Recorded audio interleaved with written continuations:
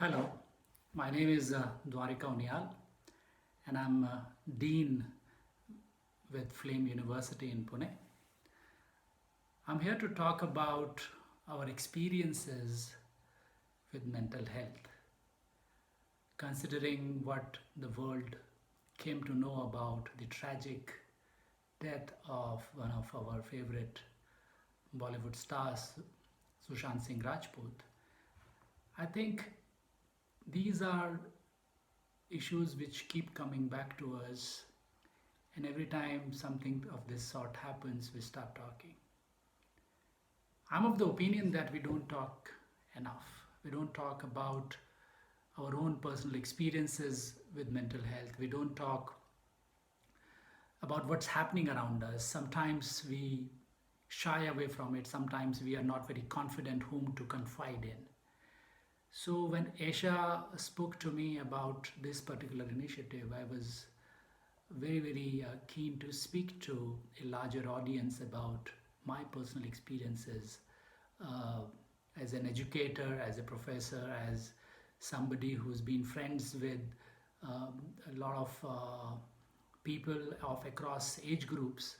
I've seen it up close and personal.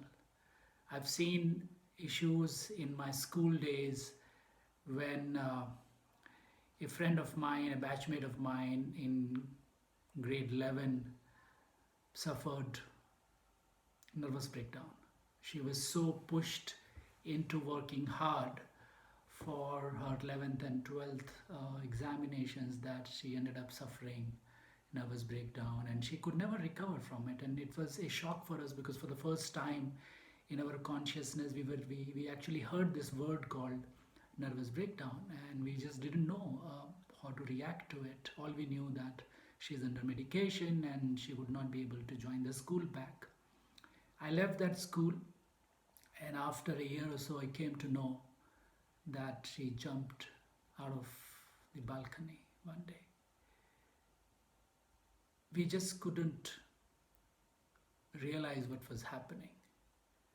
Then in grade 12, after we finished, some of us got into engineering colleges, some of us could not. Some of us got into medical colleges, and some of us could not. So there was a bunch of people, and I was included in that, who could never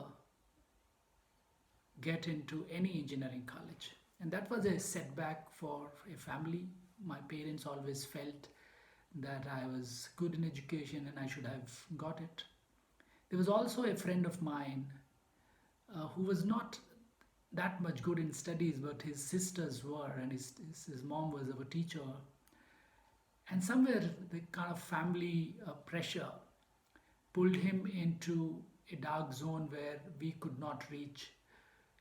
And one fine day, he jumped into Fateh Sagar, which is the lake in Udaipur, where I grew up. And that really shook me, because for the first time I saw a friend of mine, a batchmate of mine, in front of my eyes actually dead. I went to his funeral and I kept on thinking, what led my friend to take this extreme step? Were we not there to speak to him?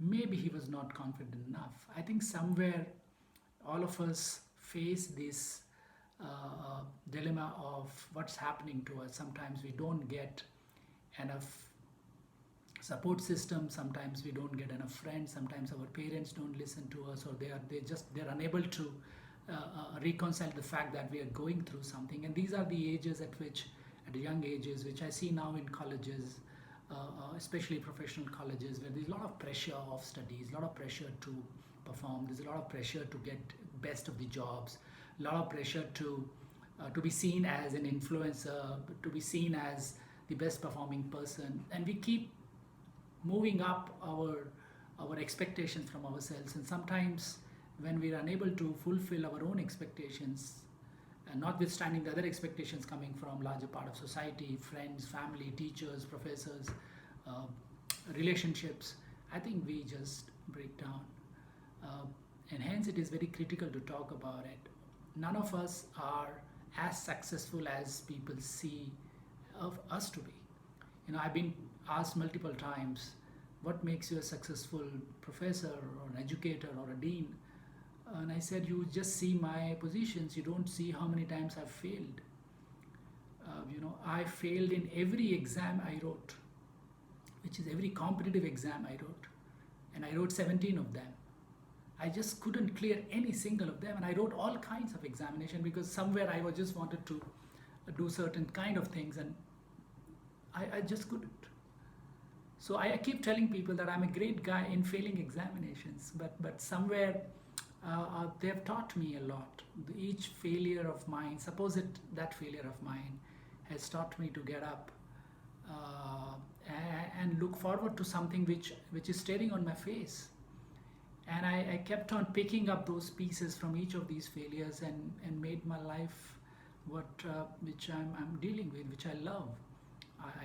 So I think all of us have to have that kind of a buffer, have to have that kind of friends around us. I was lucky I had friends I could confide in. I was lucky that I had parents who could support me. I was lucky that I had poetry with me and I could let out all of my frustrations. Many times in my life, I did not even realize that I was depressed. And later, now, when I reflect on certain conditions, I realize, yes, maybe I was depressed. And I think when we talk to people, when we empathize with people, when we go out of our comfort zone and start understanding people, we understand ourselves better. Sometimes it's also important to also understand ourselves and the symptoms and seek help, professional help. I think that is extremely critical. And we also need to ensure that we become the listening posts for a lot of our friends and not be judgmental.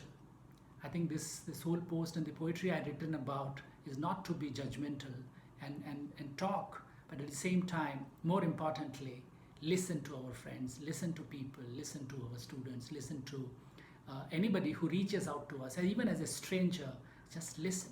Don't judge, don't preach, don't give gyan, just listen. A lot of times, merely listening to somebody can heal them, can help them move up, help them come out of their insecurities, help them come out of their cobwebs, come out of their and maybe kill their demons and become free. I think all of us need to be somewhere develop that skill and ability and empathy to be listening posts.